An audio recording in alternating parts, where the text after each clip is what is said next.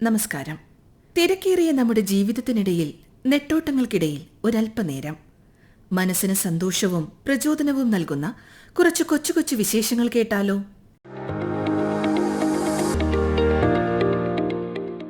ആകാശവാണി വാർത്താ വിഭാഗം അവതരിപ്പിക്കുന്ന നല്ല വാർത്തയിലേക്ക് സ്വാഗതം.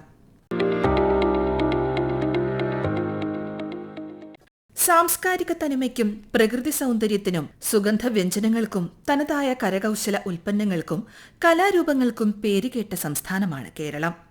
കേരളത്തിൽ നിന്നുള്ള നിരവധി ഉൽപ്പന്നങ്ങൾക്ക് ഇതിനകം GI ടാഗ് ലഭിച്ചിട്ടുണ്ട്. അതിലെ പുതിയ കൂട്ടിച്ചേർക്കലുകളാണ് ഇടുക്കിയിലെ ആദിവാസി സമൂഹം നിർമ്മിക്കുന്ന കണ്ണാടിപ്പായയും തലനാട്ടിലെ ഗ്രാമ്പുവും. കൗതുകകരമായ രൂപകൽപ്പനയ്ക്ക് പേരുകേട്ടതാണ് ആദിവാസി വിഭാഗം നിർമ്മിക്കുന്ന മുള കൊണ്ടുള്ള കണ്ണാടിപ്പായ. കണ്ണാടി പോലെ മിനുസമാർന്ന പായയുടെ പ്രതലം പ്രകാശത്തെ പ്രതിഫലിപ്പിക്കുന്നതാണ്. ഇടുക്കി ജില്ലയിലെ ആദിവാസി സമൂഹങ്ങൾ രാജാക്കന്മാർക്കും മറ്റു പ്രധാന നേതാക്കൾക്കും ഈ പായ സമ്മാനമായി നൽകിയിരുന്നു. 1976 പ്രധാനമന്ത്രി ഇന്ദിരാഗാന്ധി ഇടുക്കി അണക്കെട്ട് ഉദ്ഘാടനത്തിനായി എത്തിയപ്പോൾ ഈ പായ സമ്മാനിച്ചിട്ടുണ്ട്. 10 സെന്റിമീറ്ററിൽ താഴെ വ്യാസമുള്ള ഒരു കുഴലായി ഇത് ചുരുട്ടാൻ സാധിക്കും. 1 മാസത്തിലധികം സമയമെടുത്താണ് ഒരു കണ്ണാടിപ്പായ നിർമ്മിക്കുന്നത്. നല്ല തണുപ്പ് നൽകുന്ന പായ 10 വർഷം വരെ ഈടുള്ളതാണ്. അപൂർവമായ ഞൂഞ്ഞിലേറ്റ പ്രത്യേക പ്രായത്തിലുള്ളതെടുത്താണ് പായ നിർമ്മിക്കുന്നത്. ഊരാളി, മന്നാൻ, മുതുവാൻ ഗോത്ര സമൂഹങ്ങളാണ് ഈ ഉൽപ്പന്നം നിർമ്മിക്കുന്നത്. തലനാടിന്റെ ഗ്രാമ്പു ഇനി ലോകമാസകലം സുഗന്ധം പൊഴിക്കും. കേരളത്തിൽ തന്നെ ഏറ്റവും കൂടുതൽ ഗ്രാമ്പു ഉൽപ്പാദിപ്പിക്കുന്ന സ്ഥലങ്ങളിലൊന്നായ തലനാട്ടിലെ ഗ്രാമ്പുവിന്റെ ഗന്ധവും നിറവും വലുപ്പവും പ്രത്യേകതകൾ നിറഞ്ഞതാണ്. തൈലം ഉൽപാദനക്ഷമതയിൽ മറ്റു പ്രദേശങ്ങളിലേതിനേക്കാൾ മുൻപന്തിയിലാണ് തലനാട് ഗ്രാമ്പു. മൂല്യവർദ്ധിത ഉൽപ്പന്നങ്ങളായ ഇലയിൽ നിന്നും ഞെട്ടിൽ നിന്നും തൈലം നിർമ്മിക്കാൻ സാധിക്കും.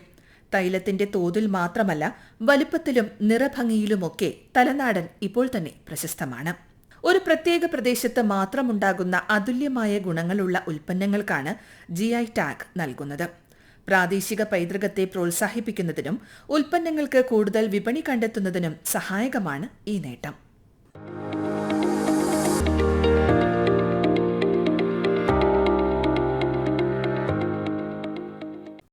ഒരു ഹരിത റെയിൽവേ സ്റ്റേഷന്റെ വാർത്തയാണ് നല്ല വാർത്തയിൽ ഇനി. സംസ്ഥാനത്തെ ആദ്യ ഹരിത റെയിൽവേ സ്റ്റേഷൻ ആയിരിക്കുകയാണ് കണ്ണൂർ ജില്ലയിലെ കണ്ണപുരം റെയിൽവേ സ്റ്റേഷൻ. സംസ്ഥാനത്ത് ഇപ്പോൾ നടന്നുകൊണ്ടിരിക്കുന്ന മാലിന്യമുക്തം നവകേരളം ജനകീയ ക്യാമ്പയിനിൽ ഹരിത സ്ഥാപനങ്ങൾ, ഹരിത വിദ്യാലയങ്ങൾ, ഹരിത അയൽക്കൂട്ടങ്ങൾ, ഹരിത ശുചിത്വ പട്ടണങ്ങൾ, ഹരിത ഇടങ്ങൾ എന്നിങ്ങനെ സർക്കാർ നിർദ്ദേശിച്ച മാനദണ്ഡങ്ങൾ പാലിച്ചുകൊണ്ട് പലതരം ഹരിത പ്രഖ്യാപനങ്ങൾ ഇതിനകം സംസ്ഥാനത്തുണ്ടായിട്ടുണ്ട്.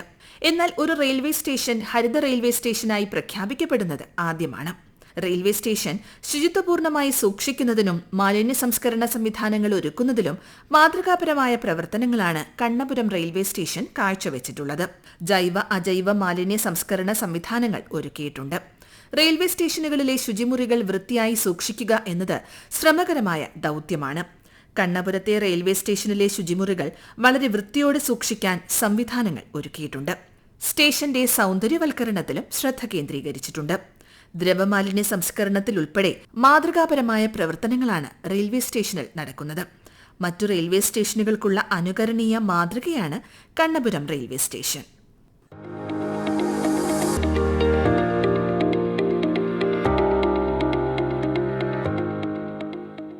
കോഴിക്കോട് ജില്ലയിലെ ആദ്യ ക്ഷയരോഗമുക്ത പഞ്ചായത്തായി നാദാപുരം ഗ്രാമപഞ്ചായത്ത്. ക്ഷയരോഗമുക്ത ഗ്രാമപഞ്ചായത്തുകൾക്കായി കേന്ദ്ര ആരോഗ്യ മന്ത്രാലയ ക്ഷയരോഗ വിഭാഗം നൽകുന്ന അവാർഡിന് കോഴിക്കോട് ജില്ലയിലെ നാദാപുരം പഞ്ചായത്ത് അർഹമായി. ജില്ലയിലെ ആദ്യ ക്ഷയരോഗമുക്ത പഞ്ചായത്താണ് നാദാപുരം. 3% ജനസംഖ്യയിൽ ക്ഷയരോഗ പരിശോധന നടത്തണം എന്നതുൾപ്പെടെ കേന്ദ്ര ആരോഗ്യ മന്ത്രാലയം നിഷ്കർഷിച്ചിട്ടുള്ള മാനദണ്ഡങ്ങൾ കൃത്യമായി പാലിക്കാനായതാണ് പഞ്ചായത്തിനെ ക്ഷയരോഗമുക്തമായി പ്രഖ്യാപിക്കുന്നതിലേക്ക് നയിച്ചത്. പഞ്ചായത്തിലെ ക്ഷയരോഗികൾക്ക് ആവശ്യമായ പോഷകാഹാരം, മരുന്നുകൾ, പരിശോധനകൾ, പരിചരണം എന്നിവ പഞ്ചായത്ത് നേരിട്ടിടപെട്ട് സൗജന്യമായി നൽകുന്നു. ക്ഷയരോഗമുക്ത പഞ്ചായത്ത് എന്ന ലക്ഷ്യത്തിലേക്ക് എത്താനുള്ള നാദാപുരം പഞ്ചായത്തിന്റെ പ്രവർത്തനങ്ങളെക്കുറിച്ച് പ്രസിഡന്റ് VV മുഹമ്മദ് അലി. നാദാപുരം ഗ്രാമപഞ്ചായത്തിലെ ഒരു ക്ഷയരോഗിയുടെ കേസ് ശ്രദ്ധയിൽപ്പെട്ടപ്പോഴാണ് നമ്മൾ നേരത്തെ രാജ്യത്ത് നിന്ന് വിഭാടനം ചെയ്ത രോഗങ്ങൾ തിരിച്ചു വരുന്നത് വളരെ ഗൗരവതരത്തിൽ എടുക്കേണ്ടതാണെന്ന് മനസ്സിലാക്കിയത്. ക്ഷയരോഗവിമുക്ത പഞ്ചായത്താവണമെന്നുള്ള തീരുമാനത്തിന്റെ അടിസ്ഥാനത്തിൽ എല്ലാ വാർഡിലും അത്തരം ലക്ഷണമുള്ള ആളുകളെ ആരോഗ്യ പ്രവർത്തകന്മാരുടെ നേതൃത്വത്തിൽ കണ്ടെത്തുകയും അവർക്കാവശ്യമായ ചികിത്സാ സംവിധാനങ്ങൾ ഉറപ്പാക്കും എന്ന് പ്രചരിപ്പിക്കുകയും ചെയ്തു. അങ്ങനെ രോഗലക്ഷണമുള്ളവരെ കണ്ടെത്തുകയും അവരെ പരിശോധിച്ച് ലാബിലെ പരിശോധനകൾ ഉൾപ്പെടെ ഉറപ്പുവരുത്തിയതിനു ശേഷം രോഗമുള്ളവരെ നമ്മൾ നല്ല രീതിയിൽ പരിചരിക്കുകയും അവർക്കാവശ്യമായ പ്രോട്ടീൻ ഫുഡും അവരുടെ മരുന്നും ചികിത്സയും ഒക്കെ സമയബന്ധിതമായി നടത്തുന്ന പദ്ധതി തയ്യാറാക്കി.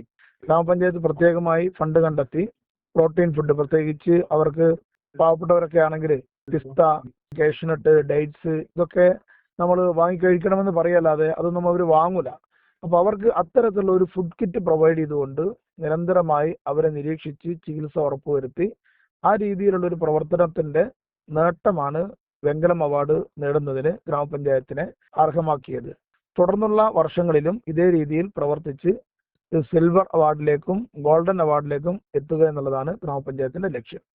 ക്ഷയരോഗബാധിതർക്കിടയിൽ ആരോഗ്യ പ്രവർത്തകരുടെ നിരന്തരമായ ഇടപെടലും നിരീക്ഷണവും രോഗികൾക്ക് സർക്കാർ നൽകുന്ന ഇൻസെന്റീവ് കൃത്യമായി ലഭ്യമാക്കിയതും ഈ പുരസ്കാര നേട്ടത്തിന് സഹായകമായി.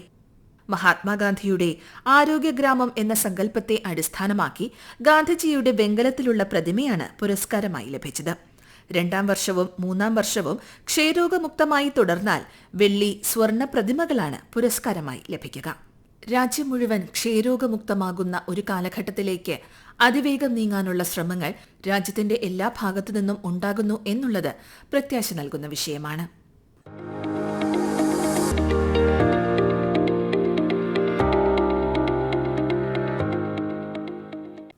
ജലത്തിലെ രക്ഷാപ്രവർത്തനത്തിന് സ്ത്രീകൾ മാത്രമടങ്ങിയ സ്കൂബ സംഘത്തെ സജ്ജമാക്കി ചരിത്രം സൃഷ്ടിച്ചിരിക്കുകയാണ് കേരളം. വെള്ളത്തിൽ മുങ്ങിപ്പറക്കാൻ അതുല്യശേഷിയുള്ള ഗാനറ്റ്സ് എന്ന കടൽപക്ഷിയുടെ പേരിലാണ് ഈ സംഘം ഇനി അറിയപ്പെടുക. അഗ്നിരക്ഷാസേനയുടെ institute for advanced training in water റെസ്ക്യൂവിൽ തീവ്രപരിശീലനം പൂർത്തിയാക്കിയ 17-അംഗ സംഘമാണിവർ. പരിശീലനം പൂർത്തിയാക്കിയ ഇവർ ജോലിയിൽ പ്രവേശിച്ചു കഴിഞ്ഞു. ദേശീയ ക്രൈം റെക്കോർഡ്സ് ബ്യൂറോയുടെ കണക്കനുസരിച്ച് റോഡ് അപകടം കഴിഞ്ഞാൽ ഏറ്റവും കൂടുതൽ അപകടം നടക്കുന്നത് വെള്ളവുമായി ബന്ധപ്പെട്ടാണ്. ഈ സാഹചര്യത്തിലാണ് ജലത്തിലെ രക്ഷാപ്രവർത്തനത്തിന് സ്ത്രീകളുടെ സംഘത്തെ തെരഞ്ഞെടുത്തത്. 25 മുതൽ 30 അടി വരെ ആഴത്തിൽ എത്തിച്ചേരാനും സങ്കീർണമായ രക്ഷാപ്രവർത്തനം നടത്താനുമുള്ള പരിശീലനം ഇവർക്ക് ലഭിച്ചിട്ടുണ്ട്. അഗ്നിരക്ഷാസേനയ്ക്ക് ഒരു മുതൽക്കൂട്ട് തന്നെയാണ് ഈ ഗാനറ്റുകൾ.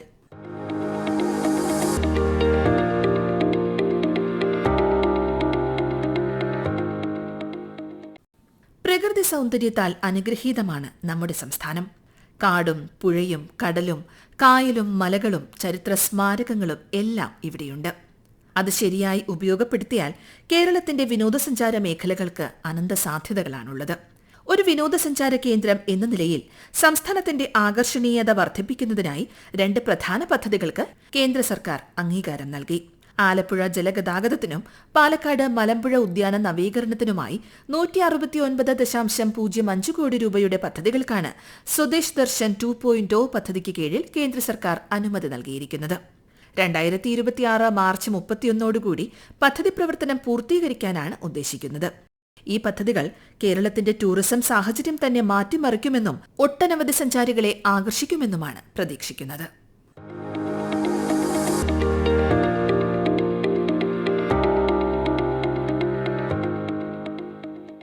നല്ല വാർത്ത all India radio news Thiruvananthapuram എന്ന ഞങ്ങളുടെ യൂട്യൂബ് ചാനലിലും ലഭ്യമാണ്.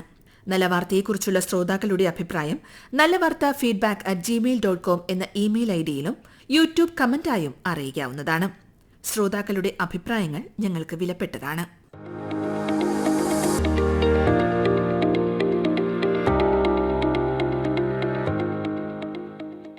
നല്ല വാർത്ത അവതരിപ്പിച്ചത് ആകാശവാണി തിരുവനന്തപുരം പ്രാദേശിക വാർത്താ വിഭാഗം.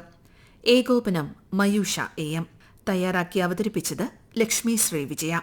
നല്ല വിശേഷങ്ങൾ നിറഞ്ഞ നല്ല നിമിഷങ്ങളുമായി ശ്രോതാക്കളിലേക്ക് അടുത്ത ശനിയാഴ്ച വൈകുന്നേരം 6:40 വീണ്ടും എത്താം.